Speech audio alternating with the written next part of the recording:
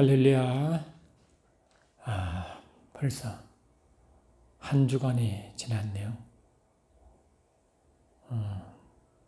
개석 경륜신학교가 이제 오픈된 지도 원래 5월 달에 시작했으니까 벌써 4개월이 넘어가고 있습니다. 중간에 방학을 빼면 실질적으로 이제 2개월이 지나가는데 우리가 왜 개석 경륜신학을 왜 하게 되었는지는 첫 번째 강의부터 쭉 말씀을 드렸죠. 하나님은 지금까지 일을 많이 하셨지만 또 구속사건이라는 하나의 신학체계 안에서도 많은 일을 하셨죠. 비록 인간이 세운 신학체계지만 부족한 인간을 통해서도 주님은 큰 일을 하셨습니다. 주님 오실 때가 이제 가까워졌기 때문에 요한계시록에서도 분명히 말씀했잖아요. 이 책을 읽는 자와 지킨 자가 복이 있다고 말했죠. 이미 우리가 말씀드린 것처럼 요한계시록 1장 보니까 사도 요한이 밥 먹으면서 요한이 열려 주님의 말씀을 받아 기록한 게 요한계시록이잖아요. 그때 분명히 이제 주님 말씀하셨죠. 요한계시록을 읽고 지키는 자가 복이 있다고 말했죠. 계시록 1장 3장에서도 3절에서도 이 예언의 말씀을 읽는 자와 듣는 자와 그 가운데 기록한 것을 지키는 자는 복이 있나니 때가 가까우니라 그랬잖아요. 그리고 이제 읽는 것은 탄수로 되어 있어가지고 주로 교회 목자를 의미한다고 말씀드렸고 그다음에 듣는 자가 복수고 지키는 자가 복수입니다. 그는 교회들이죠. 이렇게 시작했다가 요한계시록 22장 마지막에도 똑같은 말씀을 선포하고 계시록을 이제 마칩니다. 그러니까 말씀을 듣고 지킨다. 그 말씀을 제대로 들어야 되죠. 또 그 들은 말씀을 제대로 지켜야 됩니다. 그런 말씀을 들을 때 그 말씀이 성령으로 음성을 들어야 되고 말씀이 율법식의 말씀이 아니라 열린 말씀, 흰 마늘 먹는 것과 같이 말이죠. 감추인 마늘을 먹는 것과 같이 열린 말씀, 또 성령으로 감동받은 말씀, 현재 준 그 말씀을 지키는 자이기 때문에 말씀은 이제 성경의 전체 내용을 커버하고 또 하나님의 뜻을 제대로 전하는 그런 전체 성경의 전체의 말씀을 다룰 수 있는 그런 신학 체계를 주님이 원하신다고 저는 생각합니다. 그래서 이 계시록 경륜 신학도 그런 마음으로 출발했고 구속 신학 체계는 기본적으로 아담의 타락부터 창세기 3장부터 이제 시작하기 때문에 하나님의 성경의 중요한 부분을 다루는 것은 사실이지만 전체를 다 어루운다는 그런 것은 많은 무리가 있다고 말씀드렸어요.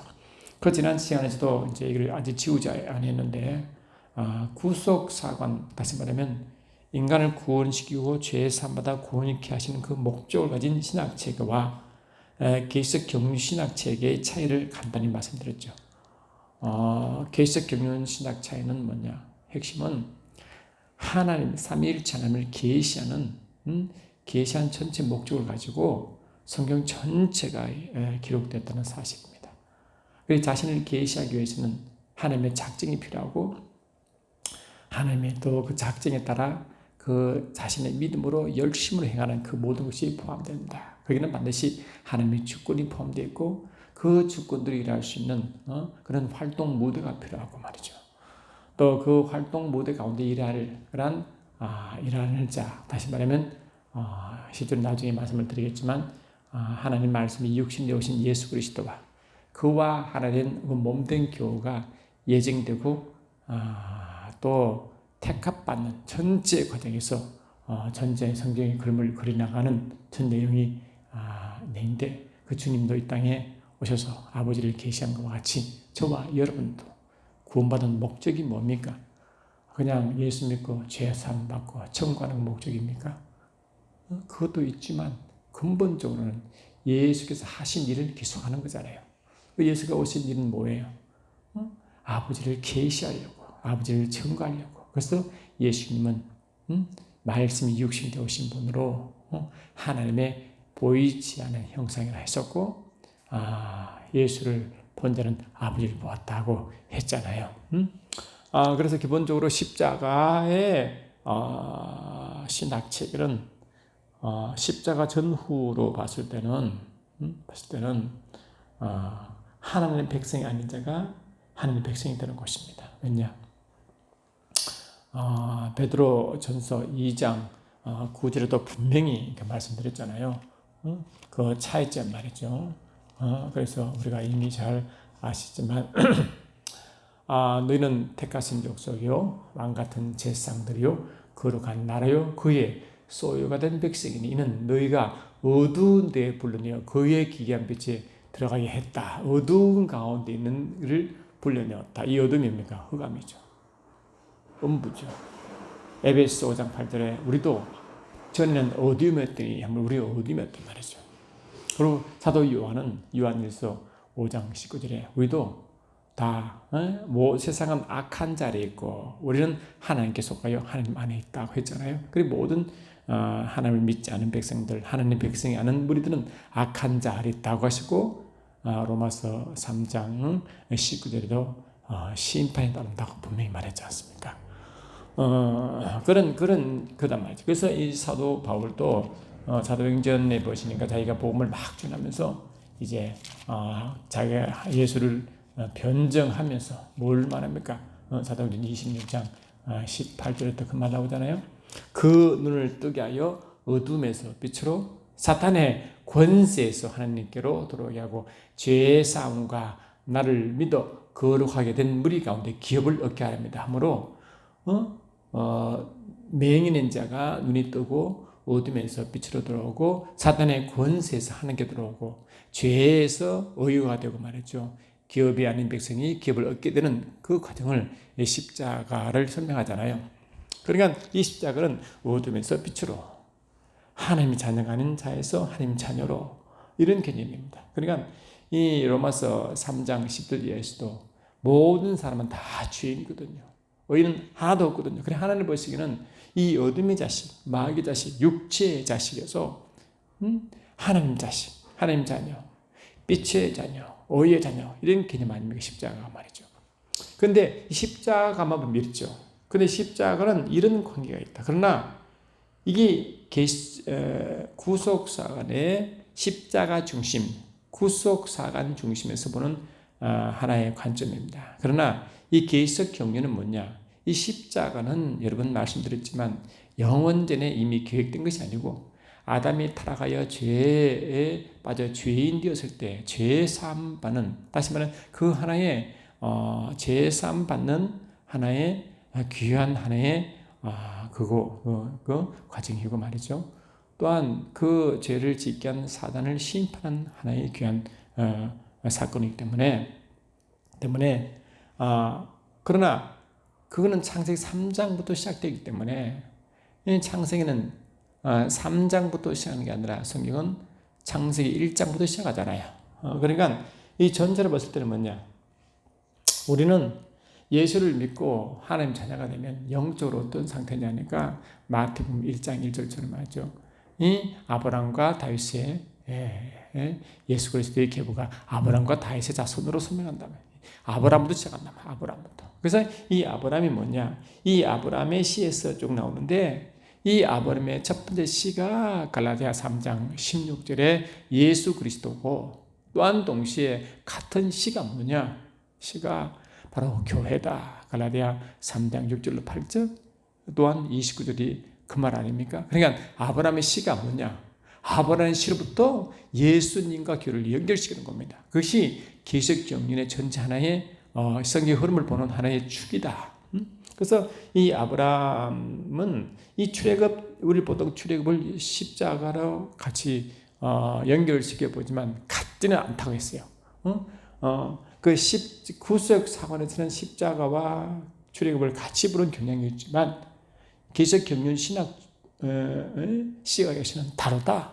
그래서 이 계시적 경륜 신학에서는 십자가 사건은 이 죄인에서 의인, 이 흑암의 백성에서 빛의 백성, 마귀의 자녀에서 하나님의 백성 이렇게 보는 거지만 이 그러나 하지만 이 기적 경륜 신학은 이 십자가 중심이 아니라 아브라함 때부터 본다. 그래서 이 출애굽은 뭐냐?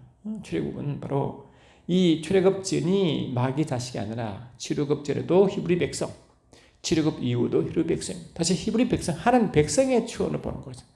학생은 하나님의 백성에서 뭘 보느냐? 이 바로라고 하는 이 마귀의 흑암의 권세에서 벗어나게 하는 이 자유를 선포하게 하는 하나의 그런 것이다. 그것이다. 그러니까 이 신앙이 이제 이 십자가의 중심으로 보는 것이 아니라 이미 하나님은 하나님 백성과 하나님 관계성을 굉장히 보게 만드는 신학책이다 말이다. 그럼 여러분 예수님이 오셨을 때, 말씀이 육신이 되어 오실 때, 말씀이 육신이 되어 오신 그분의 이름이 두 가지입니다. 마태복음 1장 21절에 그 이름을 예수로 하라. 예수가 그들의 죄를 사실 이름이잖아요. 그리고 또한 그 이름만 있습니까? 아닙니다. 그 이름을 임마누엘 하라. 그 임마누엘은 하나님 저와 함께한다. 그 임마누엘이잖아요. 그러니까 예수가 말씀이 육신에 오신 그분의 의도가 뭐냐?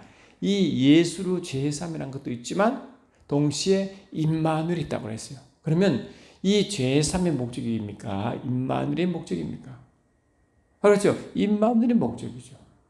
그러면 이 죄사함은 뭡니까? 임마누엘 되기 위한 필수 과정인 것입니다. 그래서 계시적 경륜 신학의 체계는 뭐냐? 십자가를 최종 목적으로 보는 게 아니라 필수 과정으로 본다. 뭐의 과정? 임마누엘 과정인 것입니다.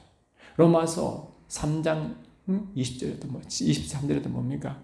모든 사람이 죄를 범하였음에 하나님의 영광에 이르지 못하더라므로 모든 사람이 죄를 범하로 죄인이죠. 그 죄에서 해방되게 하는 것이 십자가다. 그 십자가 끝이 아니고 뭐랄까? 뭐냐면 영광에 이르 영광을 말 영광. 그러니 이 구속 체계 구속 사관에서는 죄의 십자가만 자꾸 집중하게 만들지만 실질적으로 기독교 경륜 신학은 영광이 뭐 영광에. 그리고 이 죄인은 죄사함 받을 필수 과정이고 영광은 뭐냐? 죄인 받은 의인이 어떤 위치에 있고 어떤 삶을 살아가야 하는 그 상태를 그거를 모른다. 일종의 그 위치다 위치. 그러니까 예수 말씀이 육신되어 오신 그 이름도 방금 말씀하신 대로 예수가 있고 임마누엘 있고 로마서 8장 3장 23절에서도 모든 사람이 지혜를 범하였음에 끝이 아니고 영광에 이르기 위한 목적이었다. 할렐루야. 그렇잖아요. 영광에 이르기 목적이다. 디모데전서 2장 4절을 봅니다. 디모데전서 2장 4절 보니까 이 말이잖아요. 2장 4절 보니까 하나님은 모든 사람이 구원을 받으며 그래 하나님 모든 사람을 구원받는 것이 뭡니까? 모든 죄인이 의인되는 거잖아요. 죄사함 받는 거. 그런데 끝이 아닙니다. 다음이 뭐냐? 받으며 다음이죠. 진리를 아는데 이르기를 원한다. 진리를 아는 이게 원래 이 죄인이 의인되는 것은 필수가 되고 의인이 뭡니까? 하나 더 있습니까? 진리를 알기를 원한다. 이 알다가 지렸을 건데요. 그냥 어떤 이론 지식을 머리에 사는 것이 아니죠. 그 진리를 깊이 알고 깨닫고 파하고 체험하고 그다음에 경험하여 그런 상태입니다. 그런 상태. 그런데 우리가 이미 알다시피 예수 진리가 누굽니까? 예수 자신 아닙니까? 내가 곧 길이요 진리요 생명이네. 예수님의 진리다. 근데 진리고 예수의 말씀 또한 진리고 예수 말씀은 요한복음 16장 15절 보니까 예수의 모든 말씀은 아버지께 받은 말씀이기 때문에 곧 진리는 아버지 말씀인 것입니다. 그것이 요한복음 17장 10절에서도 분명히 말했잖아요. 아버지 말씀은 다 진리라고 말했죠. 그러니까 이 진리는 뭐냐?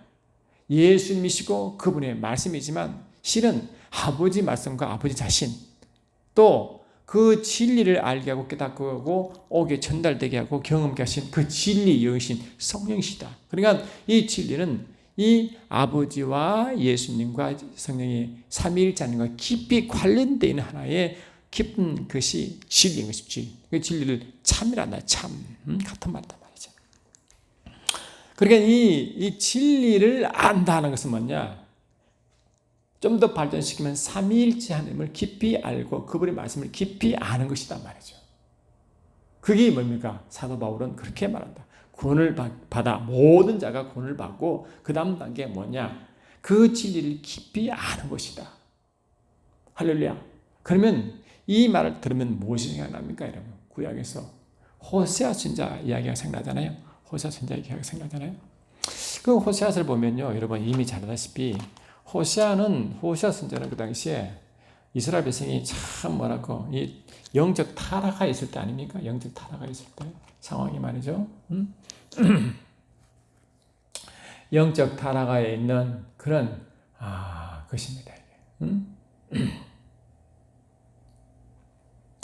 그러니까 북쪽 이스라엘과 남쪽 유다가 서로가 이렇게 막 할 때 마지막 이제 북쪽 이스라엘이 망하기 전 그 마지막 때 그때 활동하는 선지자가 그 호세아 선지자 아닙니까? 그러니까 이스라엘 백성들이 이제 북쪽 이스라엘도 망하고 남쪽 유다도 유배가는 그런 그 바로 직전 이스라엘 북쪽과 남쪽이 다 하나님 백성이지만 그 하나님 백성으로서의 임무를 다하지 못하고 분리되어 이제 완전 이제 끌려가는 이방민족 끌려가는 그런 직전의 상황이기 때문에 얼마나 영적으로 하나님의 진리를 받아 이제 뿔뿔이 흩어져야 할 그런 상황이 있는 바로 그 시점이기 때문에 영적으로 최악의 상태인 것입니다. 그렇잖아요. 그때 하나님의 호세아를 불렀습니다. 그래서 너는 엄녀를 데려다가 엄나는 자식을 낳아라 이러잖아요. 그리고 2남 1녀를 둡니다. 2남 1녀. 아시죠? 2남 1녀 뒀다. 첫 번째는 뭐예요? 첫 번째는 이스라엘이라 가지고 아들을 낳습니다. 두 번째는 뭡니까? 로후마 딸을 낳고, 세 번째는 아들을 누구 낳냐니까 아들을 로함미라고 아들을 낳습니다. 이들 뭐냐?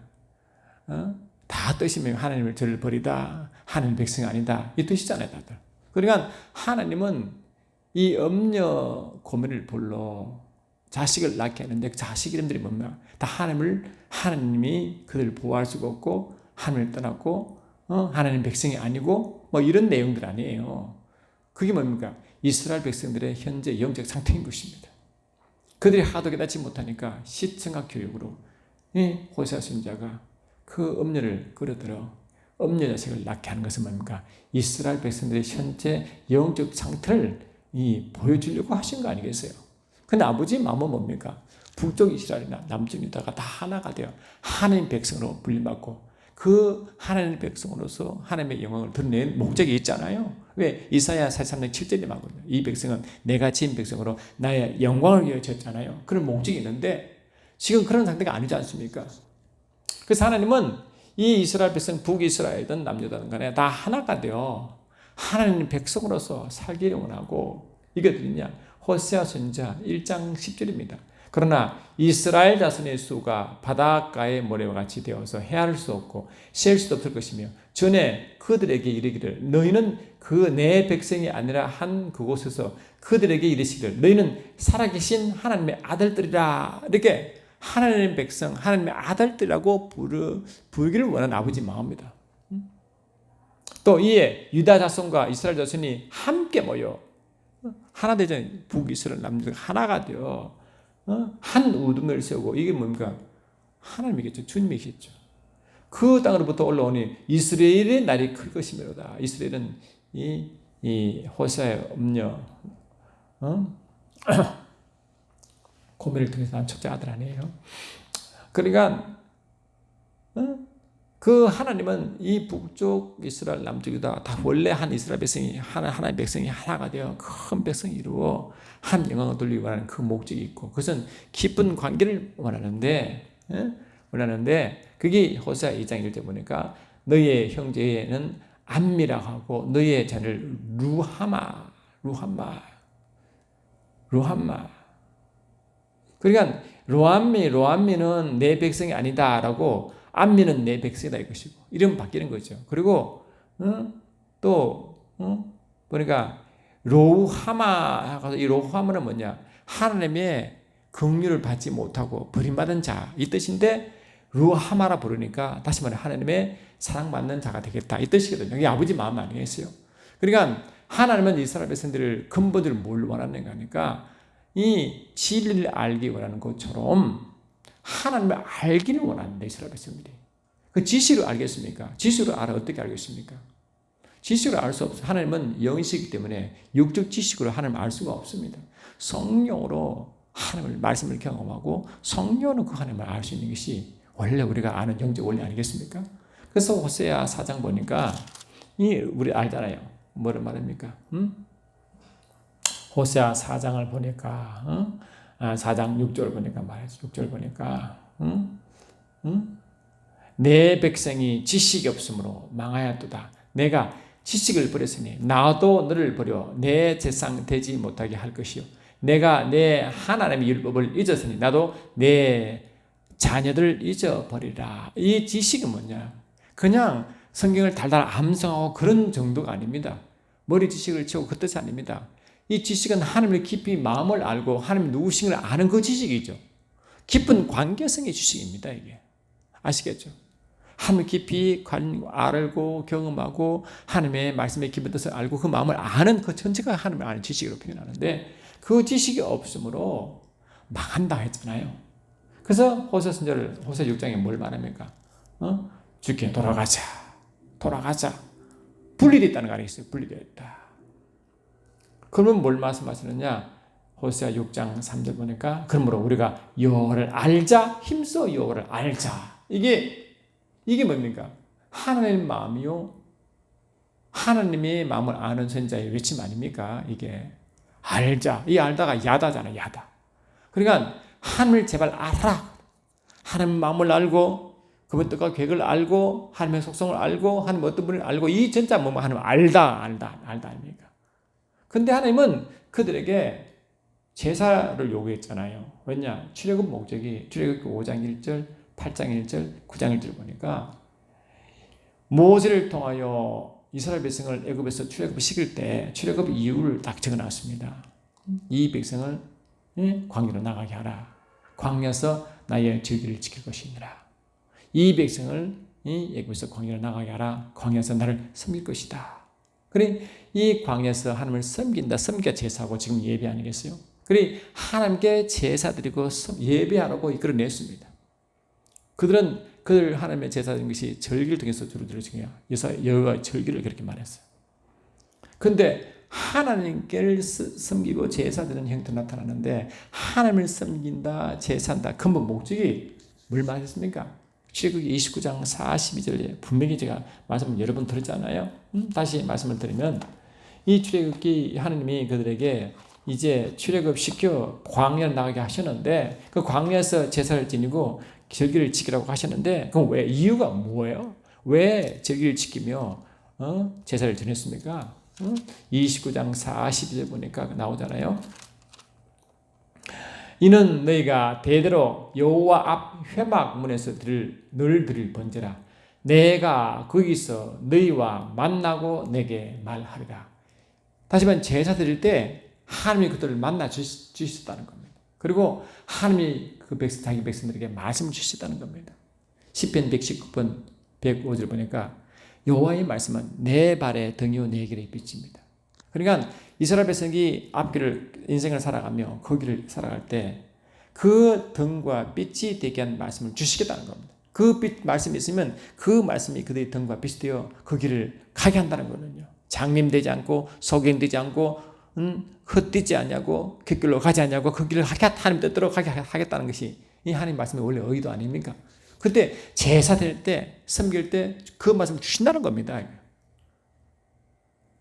근데 이걸 어떻게 다른 말로 표현했냐니까 46절 보니까 그들은 내가 그들의 하나님 여호와가로서 그들 중에 거하려고 그들을 애굽 땅에서 인도하여 낸 줄 알리라. 나는 그들의 하나님 여호와니라.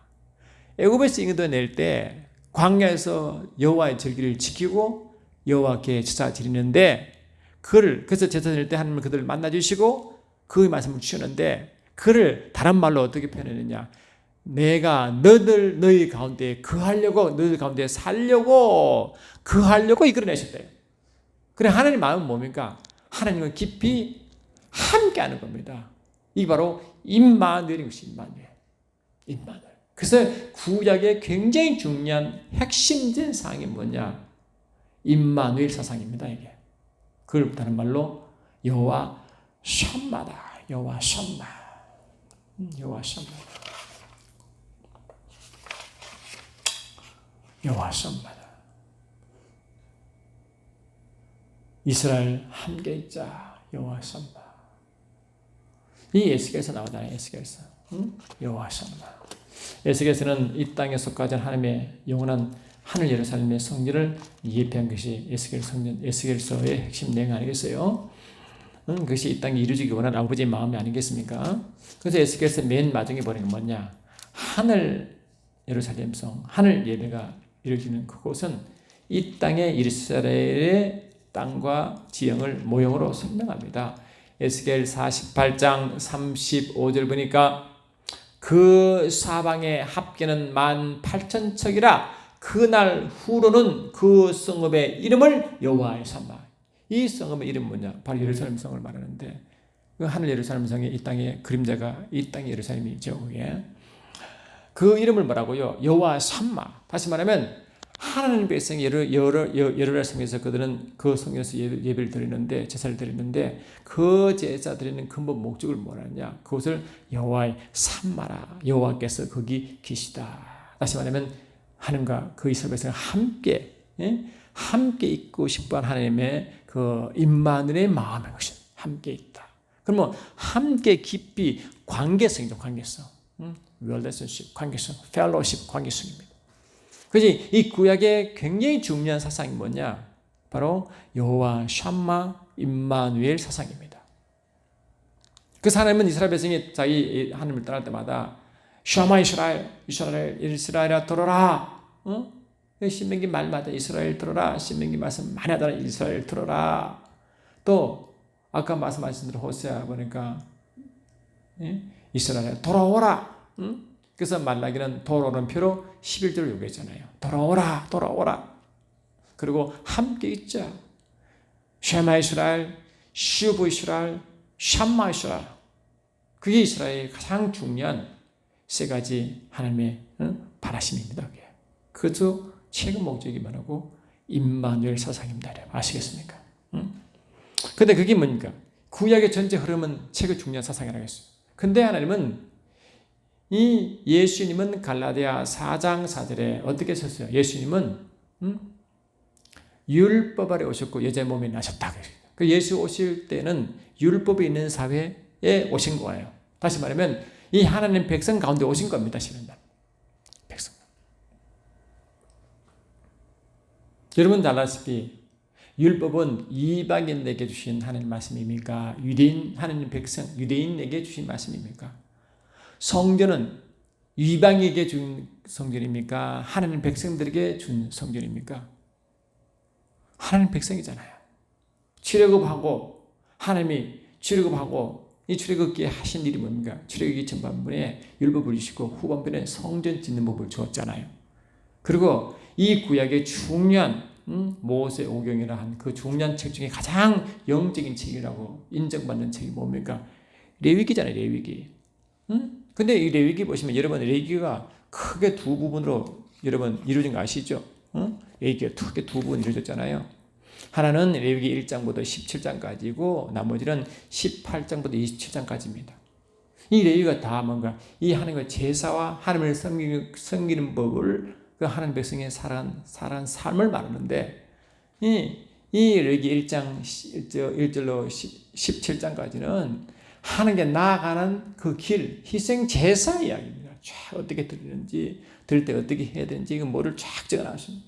그리고 18장부터 27장까지는 하나님과 기쁜 교제의 삶을 말하는 겁니다. 어떻게 하나님 백성으로서 거룩한 삶을 살지, 구별되는 삶을 살지, 그 이야기를 쫙 했잖아요. 구별되는 법, 거룩한 법, 다시 말하면 이 모든 세상 것, 부정한 것과의 분리, 영어로 separation. 그리고 holiness, sanctification, 거룩, 다 그 이야기 아닙니까? 다시 말하면 레위기는 하나님께 나가는 법, 제사법과 그 제사 드리는 백성들이 살아가는 삶을 말하고, 다시 말하면 전체가 뭐라고? 삶도 그렇고 하나님께 나아가기 위한 하나님의 제사도 그렇고 전부 다 하나님의 관계성을 굉장히 중요시합니다. 관계성을 중요시합니다. 관계성. 이 관계성이 얼마나 중요합니까? 여러분 신앙생활 하실 때 하나님이 이스라엘 백성들에게 요구한 것처럼 관계성을 주행하십니까? 하나님이 나와 임마누엘 되셨다고 이미 성령 오심으로 성경에서 오심으로 이미 이 요한복음 14장 20절 보니까 그날에 내가 14장 20절 보니까 이 성령께서 오실 이유 중에 뭐가 있어요? 요한복음 14장 20절 보니까 이렇게 말씀되어 있잖아요. 14장 20절 보니까 그날에는 이 성령께서 오신 날이잖아요. 내가 아버지 안에 너희가 내 안에 내가 너희 안에 있는 것을 너희가 알리라. 알다가 이 경험입니다. 체험입니다. 실제입니다. 관계성입니다. 성령께서 오시면 아버지가 내 안에 내가 아버지 안에, 다시 말하면 아버지와 예수와 하나 되어 있고 또 우리가 예수 안에 예수가 우리 안에 예수와 우리가 하나 된 것입니다. 그러니까 성령께서 오시면 어떤 일이 벌어지느냐, 예수와 아버지와 하나 되어 있고 동시에 예수와 우리가 하나 되어 있기 때문에 다시 말하면 예수와 아버지와 교회가 서로 하나가 된 사건입니다. 그게 말하는 거 완전한 임마누엘 아닙니까 여러분? 그걸 이루시기 예수님 십자가에 담을 흐셨고 담이 하는 목적이 뭡니까? 하나님과 인간 사이의 깊은 관계를 회복 아닙니까? 화해, 하나됨, 임마누엘 아시겠죠? 그래서 요한복음 10장에 17장에서도 주님이 십자가 잔을 드시기 전에 마지막 유언의 기도가 요한복음 17장이라고 그러고 요한복음 12장 27절로 32절 요한복음 17장이 마지막 유언의 기도라고 제가 여러 번 말씀드렸어요. 그 중에 뭡니까? 요한복음 17장 21절 잘 하잖아요. 17장 21절 23절 보니까 아버지여 아버지께서 내 안에 내가 아버지 안에 있는 것과 같이 그들도 다 하나가 되어 우리 안에 껴서 우리가 뭡니까? 예수와 아버지와 하나 된 그 안에 있게 하사 세상으로 아버지께서 나를 보내심을 믿게 이게 전파하는 게 정인된 삶.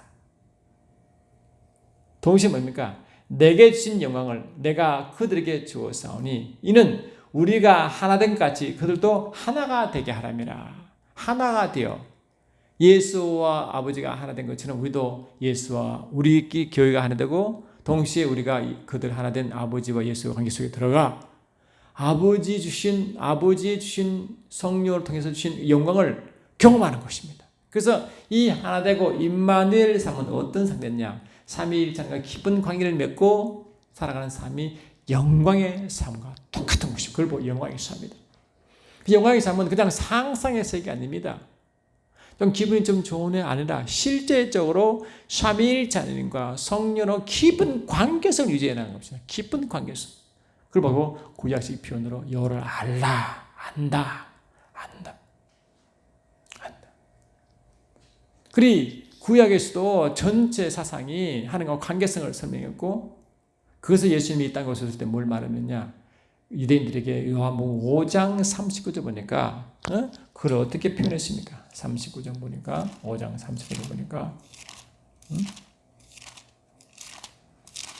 5장 39절 보니까 이렇게 돼 있잖아요. 5장 39절 너희가 성경에서 영생을 얻는 줄 생각하고 성경을 연구하거니와 이 성경 곧 내게 대하여 증거한 것이로되 너희가 영생을 얻기 위하여 내게 오기를 원하지 아니하는도다. 이 지금 너희가 성경에서 할 때 예수님이 지금 말할 당신은 신약을 놓고 구약만 있잖아요. 이 성경 구약 말씀입니다. 그리고 이 구약 말씀은 구약에서 영생을 얻는 줄 알고 구약에서 영생을 말하고 있다. 그러면 여러분 영생이라는 것이 영원한 생명 아시잖아요. 그러면 생명이 있다 한 것은 죄인 개념에서 의인되어 다시 말하면 하나님의 생명을 잃어버렸다가 생명을 다시 얻는 그런 개념입니까? 다른 개념입니까? 여기서 영생은.